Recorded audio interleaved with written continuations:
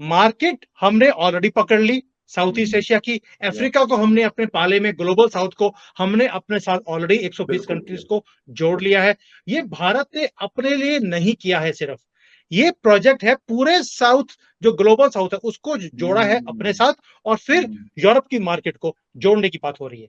और इसी को गेम चेंजर बोला जाता है, जो मोदी जी ने पिछले 9 साल में ये कमाई की है। चीन को काउंटर करने के लिए भारत के साथ साथ कई देश मिलकर India middle east Europe economic corridor बनाने पर सहमत हुए हैं। अब देखा जाए तो तुर्की जमीन के जरिए यूरोप से जुड़ा है, और यही वजह भी है कि एर्दोगन ये मानकर चल रहे कि बिना तुर्की के यूरोप तक सामान नहीं जा सकता। इस कॉरिडोर पर भारत को रूस का साथ मिला। रूस के राष्ट्रपति व्लादिमीर पुतिन ने India middle east Europe economic corridor फैसले का स्वागत किया। मोदी जी ने बीआरआई को रोका ही नहीं है, वहां पे डी जंक्शन कर दिया है, क्योंकि इनका हाईवे चल रहा था बीआरआई का।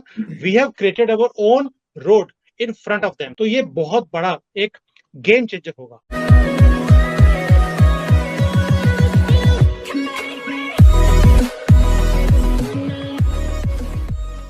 नमस्कार दोस्तों, अब बात ये हो रही है कि भाई जो BRI belt and road initiative, जो चाइना का इनिशिएटिव था या फिर है, वो टर्की से गुजरना था, और टर्की में अच्छा खासा यहाँ पर इन्वेस्टमेंट भी चाइना करने वाला था। लेकिन उसके बाद यहाँ पर BRI को लेकर तो ज़्यादा अपडेट नहीं आई, लेकिन यहाँ पर G20 में एक और अपडेट आ गई कि भाई इंडिया से मिडिल ईस्ट या फिर अरब कंट्रीज़, और फिर वहाँ से हम यूरोप का एक कॉरिडोर बनाएंगे। बात यहाँ पर ये हुई कि भाई तो फिर टर्की को बीच में लिया नहीं गया, क्योंकि टर्की अगर आप देखो नक्शा तो टर्की डेफिनेटली आता है, उसमें टर्की आता है, पाकिस्तान आता है, लेकिन पाकिस्तान को भी नहीं लिया, टर्की को भी नहीं लिया। अब टर्की को लगा कि भाई हमारे बिना ये कॉरिडोर कैसे खत्म होगा। उन्होंने इस टाइप के स्टेटमेंट देने शुरू किए। इनडायरेक्टली उनका कहना यह था कि हमें शामिल कर लो, और अगर मान लीजिए कि यहाँ पर टर्की शामिल हो जाता है इस कॉरिडोर में, तो क्या वो कभी चाइना का सपोर्ट कर पाएगा? उसके बाद क्या कभी वो इस तरह हिसाब से सपोर्ट कर पाएगा, मतलब कि पाकिस्तान को सपोर्ट कर पाएगा? यहाँ पर यही बात हो रही है कि आखिरकार सिचुएशन टफ हो रही है टर्की के लिए, और इंडिया की तरफ आ रहा है। इसी के साथ ही वीडियो शुरू करते हैं। चीन को काउंटर करने के लिए भारत के साथ साथ कई देश मिलकर India middle east Europe economic corridor बनाने पर सहमत हुए हैं। अब देखा जाए तो तुर्की जमीन के जरिए यूरोप से जुड़ा है, और यही वजह भी है कि एर्दोगन ये मानकर चल रहे कि बिना तुर्की के यूरोप तक सामान नहीं जा सकता।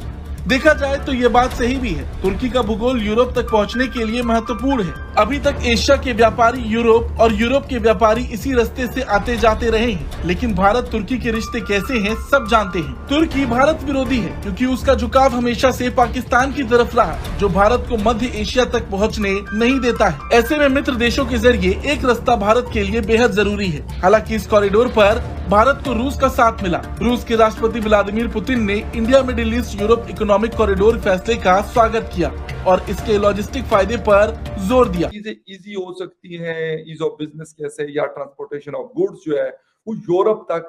आपको लगता है क्योंकि बीच में कुछ समंदर है, फिर मिडिल ईस्ट आता है, फिर इजराइल तक जाता है, इजराइल से फिर आगे जाके वो ग्रीक तक जाएगा, तो क्या कहेंगे? और ये मतलब थ्रेट पे हम बाद में बात करते हैं, पहले इसके जो दूसरे पॉइंट है, जो इंडिया जिस मकसद के लिए इसको बना रहा है, वो उस पर थोड़ी सी बात आपसे करें। मोदी जी का एक स्टाइल है काम करने का, वो हर चीज को आइसोलेट करके नहीं करते, वो बहुत ज्यादा डॉट्स होते हैं, उसको इकट्ठे करके एक लाइन बनाते हैं अपनी।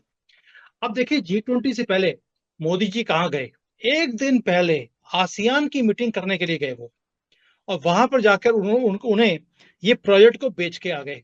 अभी प्रोजेक्ट अनाउंस नहीं हुआ था, ये कॉरिडोर अभी अनाउंस नहीं हुआ था, मोदी जी वहां पे उसको बेच के भी आ गए। वहां पर उन्होंने बोला कि भाई आप ऑलरेडी चाइना से तंग है, आपका माल नहीं बिक रहा, मेरी कंट्री भारत एक बहुत बड़ी मार्केट है जो हम आपको प्रोवाइड कर सकते हैं, बिल्कुल, बट हमारी अकेली जो मार्केट है वो आपको केटर नहीं कर सकती, क्योंकि हमारे अपनी इंडस्ट्री भी है, हमने उसको भी संभालना है। मैं आपको एक काम कर सकता हूं, मैं आपको भारत एक हब बन जाएगा आपके लिए। आप अपना माल, जैसे पहले आप हांगकांग से एक हब है या सिंगापुर एक हब है, आप उसको यूज करने के बजाय भारत को एक हब की तरह यूज कीजिए, और मैं आपको मिडल ईस्ट और यूरोप की मार्केट आपके लिए खोल सकता हूं। तो everybody has said yes to us कि भाई भारत एक हब बनेगा साउथ ईस्ट एशिया के लिए।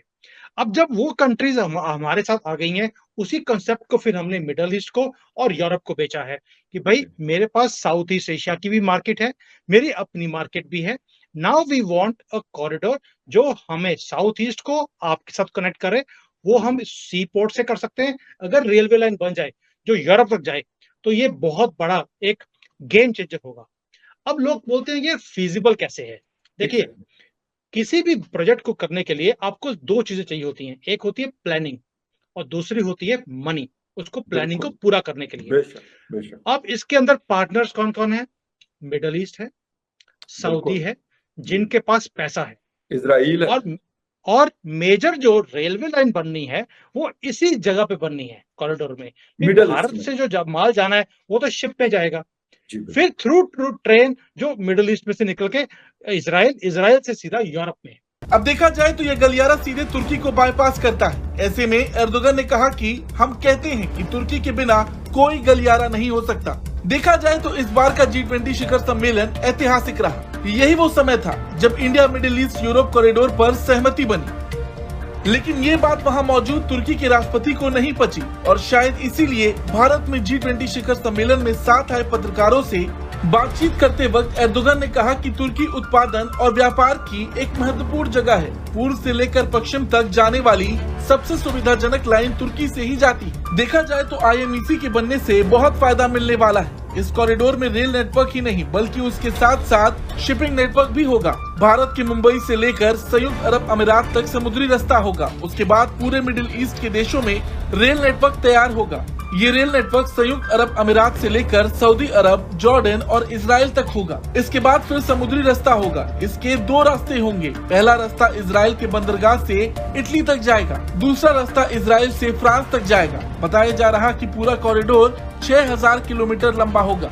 इसमें 3500 किलोमीटर का समुद्री रास्ता होगा। IMEC के MOU पर EU, भारत, सऊदी अरब, अमेरिका और UAE और अन्य G20 देशों की ओर से हस्ताक्षर किए गए हैं। इस प्रोजेक्ट का मकसद शिपिंग टाइम को 40% कम करना, ईंधन और धन की बचत करना है। लेकिन यह प्रोजेक्ट सीधे सीधे तुर्की को बाईपास करता है। अनुमान है कि इस पर $20 अरब खर्च हो सकते हैं। इस प्रोजेक्ट के तहत बंदरगाहों से लेकर रेल नेटवर्क तक तैयार किया जाएगा। अभी देखा जाए तो मिडिल ईस्ट के देशों में रेल नेटवर्क उतना मजबूत नहीं है जितना कि भारत और यूरोपीय देशों में है। भारत से कोई भी सामान इस कॉरिडोर से जब निकलेगा तब वो पहले UAE जाएगा और फिर वहाँ एक रेल लाइन के जरिए कई देशों से होता हुआ हाइफा पहुँचेगा, जहाँ एक बार फिर शिप पर सामान लोड करना पड़ेगा। मगर ये काफी समय बचाएगा, एक तरह से मेहनत आधी हो जाएगी। अब आप देखिए कि गेम चेंजर कैसे है भारत के लिए। भारत को कुछ भी इन्वेस्टमेंट नहीं करना।